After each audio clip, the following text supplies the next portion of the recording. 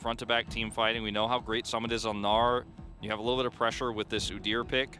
He's going to be able to give you a lot of vision control. I think they definitely wanted to get the Orianna in this comp, just because it's so fantastic. Mirrors it here, but there is, of course, the threat of the dive with Fly. If they're trying to push the lane, and let's see, the teleport will come in. A 4v3 under the turret. Nice engage from Effort, but the Face Breaker comes in from Fly, and they're able to line up 1 kill. Can they make it 2? The answer is no, as the Haymaker doesn't quite land, but there's so many minions here. The way they slow push this means that this dive is going to have so much value.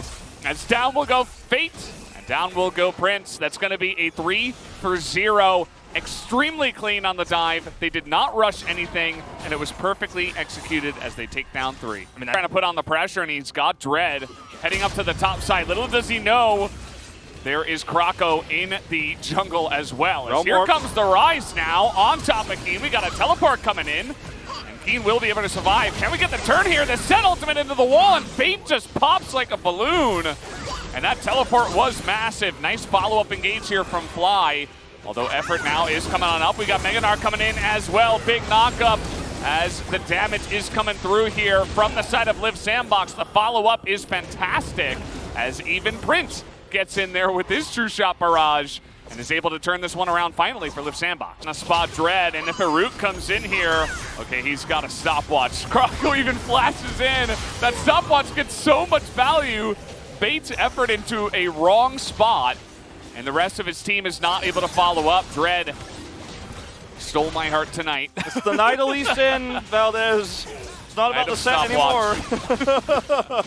And that's going to open up this Drake for them. That's the 3rd Drake. We were looking for a really close fight on this one, but it did not come through, and LIIV SANDBOX, they're not online just yet. Wards, but LIIV SANDBOX just grouping up. They're going to notice that now with a bunch of stuff flying at them. Very deep teleport is coming in.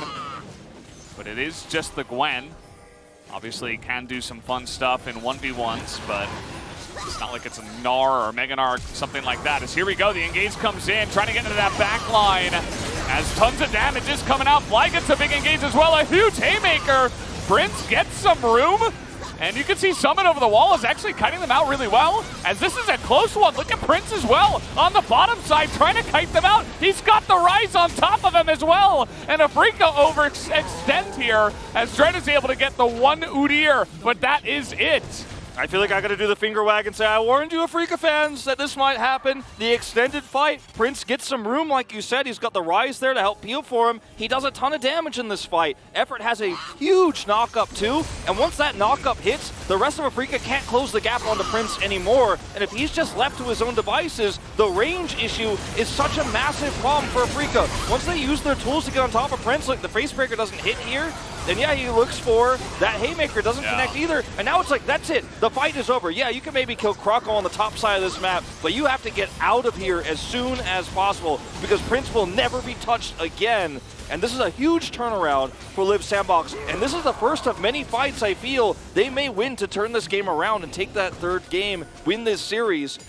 You have to be so respectful of the positioning of the Rise, because if he stops you from going in, it is just so hard to win that longer fight, and you never get out. It's just a massive team fight now. LIIV SANDBOX want to be the ones that are engaging. They have some room as the ultimate goes down on a Fate, but he's just machine gunning on the bottom side, and a massive Gnar ult into the wall. This time around, Prince has a lot more aggression onto him, but it just does not matter as he has the Glacial Shroud after taking down the Baron. LIIV SANDBOX, they have taken off out of the atmosphere right now. They are so far ahead now in this game in the span of like 2 minutes. It's a huge turn. And we talked about the items that start to come online. You start to become extremely powerful.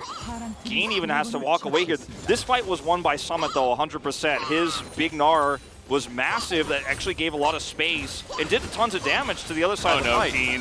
He's dead. No. Well, buddy, I know you're frustrated, but you're not gonna save this turret, and you are just gonna give another free kill over, unfortunately. During Baron buff, at 24 minutes into the game, we're not talking about early game anymore. We're not talking about small advantages. We're talking about a team that has now taken in these fights too, where you can actually go golden, and then a Rise can help you clean up. I mean, this is just going to be a super fast Baron here. Dread checks the brush, but he's not going to be able to jump on the Baron now. Let's see it, Dread. Let's see it. Can you do it? They say, nope, we don't want to flip. No flips for us. We can just turn it. They got Summit on the top side. That is big damage coming out already. Although Keen is trying to trade here, front line. Trying to get onto Effort as a big knockup comes in. Fly is going to get isolated, and down he will go. The amount of damage that is coming out from the Rise and the Ezreal right now is way too much. Scrocco's able to come in and get the flash stun down. Keen is going like 1v4 in the back line, getting some room now for Leo. And it might not matter because Summit is so huge, but now with Dread, as Prince is trying to kite it out, at the end of the day, the answer is going to be no. The Wallets will clamp down and smack all of the members of AFREECA down into the ground. It was close. That was a nice little try. But at the end of the day, LIIV SANDBOX just way too far ahead in this game. After games 1 and 2, I never thought I'd see an Ezreal chase down a Lee Sin. With the Lee Sin is healthier than the Ezreal when the moment it happens, but it does not matter.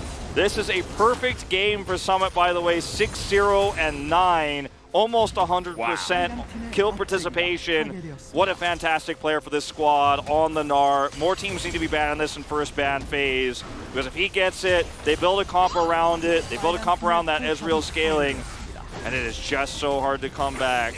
With the traded kills, hard armor, he has GA. He's going to have 3 Mountain Drakes now. So good luck again killing Prince here. You know what's better than making the decision is buying both, actually. GA and Zhonya's. Will it happen? Okay, so AFREECA's trying to flip it over the Baron. Maybe this is how they get back here. Krocko is so tanky right now. As Summit gets him in the back line, a massive wallop in there as he is still alive for so long, and he's got the GA as well. We're not going to see the sustain this time out of Keen, I don't believe. The knockup comes in. That is going to be the clean ace. And LIIV SANDBOX with a huge performance here in Game 3. They will be able to take down AFREECA and a huge win tonight. Love to see the tombstone flash there. That is rest in peace. AFREECA's composition fell apart at the end of the mid-game. The era of the Ezreal rise came to pass here. LIIV SANDBOX with a great start to their draft. The answers meta-wise came out from LIIV SANDBOX. They had the Kalista. They had the early game